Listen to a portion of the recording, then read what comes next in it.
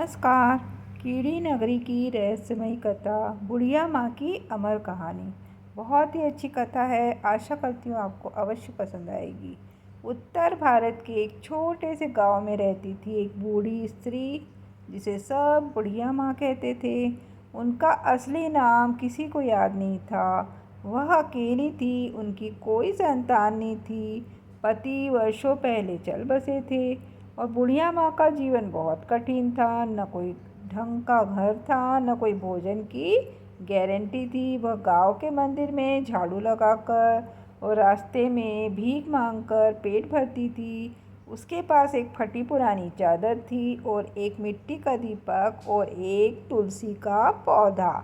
यही उसकी पूंजी थी। लेकिन इन सब से ऊपर उसके पास था एक अटल विश्वास, भगवान पर अटल विश्वास, भगवान के प्रति श्रद्धा। गांव के लोग उसे कभी दया से तो कभी मजाक में देखते, लेकिन बुढ़िया माँ हर दिन सूरज उगने से पहले उठती, गंगा जल छिड़कती, तुलसी माता को जल देती और मंदिर में घंटी बजाकर कहती, हे नारायण, तुम ही मेरे सब कुछ हो। एक दिन बुढ़िया माँ बहुत थकी हुई थी। कई दिनों से खाना भी ढंग से नहीं मिला था। उसी रात उनको एक अजीब सा सपना आया। सपने में एक गंभीर आवाज़ आई, बुढ़िया माँ, तुम्हारी भक्ति से हम प्रसन्न हैं। आओ कीड़ी नगरी, वही तुम्हारे प्रश्नों का उत्तर मिलेगा। बुढ़िया माँ एकदम से चौंक कर उठी। सपना इतना सजीव था जैसे किसी ने कान में बोला हो। वह सोच में पड़ गई, कीड़ी नगरी, ये क्या है, कहाँ है? लेकिन साथ ही उनके हृदय में एक अग्नि प्रज्वलित हो चुकी थी। उन्हें किसी भी हालत में उस नगरी को खोजना था। तो सुबह उठते ही वह अपनी चादर, दीपक और तुलसी का गमला लेकर चल पड़ी। किसी ने रोका, किसी ने हंसी उड़ाई, पर उन्होंने किसी की नहीं सुनी। वह चलती रही, न जंगल की परवाह, न भूख की चिंता। दिन बीते, रातें कटी और फिर एक दिन एक विशाल और भयानक पहाड़ों के बीच उन्हें दिखी एक सुनसान घाटी जिसमें अजीब सी हलचल थी। जैसे ही वह घाटी में पहुंची तो उन्हें महसूस हुआ कि जमीन पर रेंगते हजारों लाखों कीड़ों की सरसराहट सुनाई दे रही है। बुढ़िया माँ ने कांपती आवाज में कहा, हे प्रभु, क्या यही कीड़ी नगरी है? तभी एक प्रकाश की रेखा फूटी और एक आवाज आई, हाँ माता, यही है वह कीड़ी नगरी जहाँ जीवों की सच्चाई उजागर होती है। तो बुढ़िया माँ की आंखों के सामने एक अद्भुत दृश्य उभरा। एक ऐसी नगरी जहाँ मकानों की जगह मिट्टी के टीले थे और सड़कों पर कीड़े चल रहे थे। पर ये साधारण कीड़े नहीं थे, ये मनुष्य आत्माओं से संचालित थे जो अपने पिछले जन्म में पापों के कारण कीड़े बन गए थे। हर कीड़ा किसी न किसी रूप में बुढ़िया माँ से कुछ कह रहा था।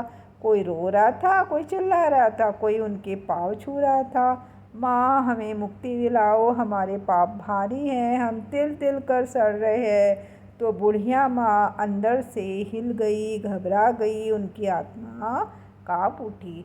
तभी कीड़ों की भीड़ हटती है और सामने आता है नागराज, जो कीड़ों की नगरी का स्वामी था।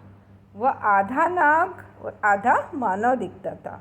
उनकी आंखों में अलग ही वो थी मतलब मुख से निकलते ये शब्द, श्लोक, हे वृद्धा, तो श्लोक से आई है जहाँ धर्म की मूर्ति मात्र है पर आचरण नहीं।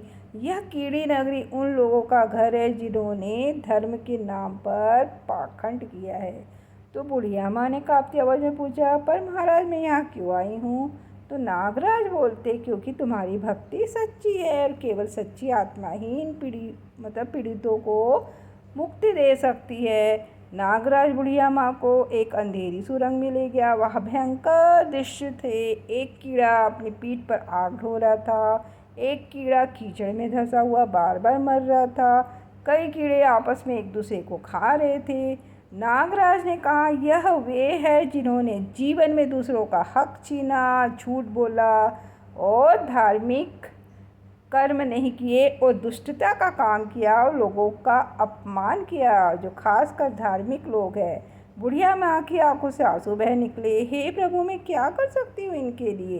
तो नागराज बोलते हैं, तुम्हारे पास जो तुलसी है ना, वही इनकी मुक्ति का माध्यम बन सकती है। पर ध्यान रहे, जो तुलसी तिल तिल करके श्रद्धा से उगी हो वही असर करती है। बुढ़िया माँ ने अपने गमले को खोला, तुलसी को हृदय से लगाया और एक मंत्र बोला, नमो भगवते वासुदेवाय। हे तुलसी माता, इन पापियों को मुक्त करो। अचानक एक तेज प्रकाश हुआ और जिन कीड़ों की आंखों में पश्चाताप था वे मानव रूप में बदलने लगे। रोशनी फैलती गई और पूरे वातावरण में एक दिव्य गंध भर गई। नागराज ने कहा, तुमने जो किया है वह कोई देवता भी नहीं कर पाते। तुम चाहो तो स्वर्ग जा सकती हो। पर बुढ़िया माँ ने हाथ जोड़कर कहा, हे नागराज, मुझे स्वर्ग नहीं चाहिए, मुझे यही रहना है जहाँ ये प्रेत आत्माएं हैं। मैं इनके लिए दीपक जलाऊंगी, तुलसी अर्पित करूंगी, यही मेरा स्वर्ग होगा। नागराज भावुक हो उठे।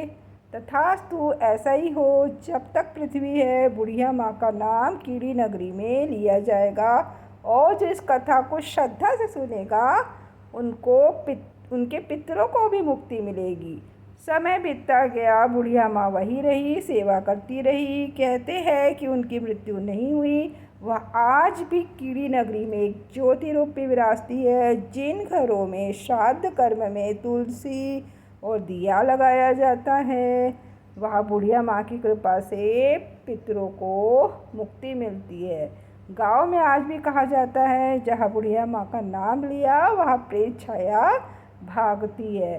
तो कीड़ी नगरी की कथा सिर्फ एक रहस्य नहीं, एक गूढ़ सच्चाई है। जब हम धर्म को केवल दिखावा बना लेते हैं, तब हम भी कीड़ों की तरह मिट्टी में रेंगने को मजबूर हो जाते हैं। लेकिन यदि हमारे भीतर बुढ़िया माँ की तरह निस्वार्थ भक्ति हो, तो कीड़ी नगरी में भी स्वर्ग बन सकती है। तो कैसी लगी आपको आज की स्टोरी, मुझे अवश्य बताइएगा। और वीडियो को पूरा देखने के लिए आप सभी का तहे दिल से शुक्रिया।